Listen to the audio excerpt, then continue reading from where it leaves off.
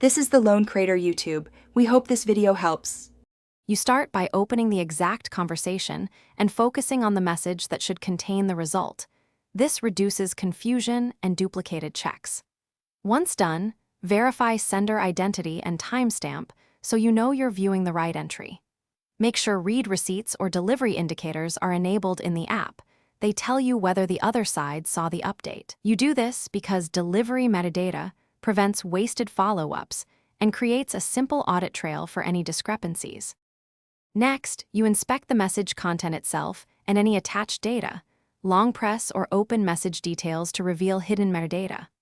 Once visible, compare the content against the expected format, values, or confirmation codes so you can validate correctness immediately.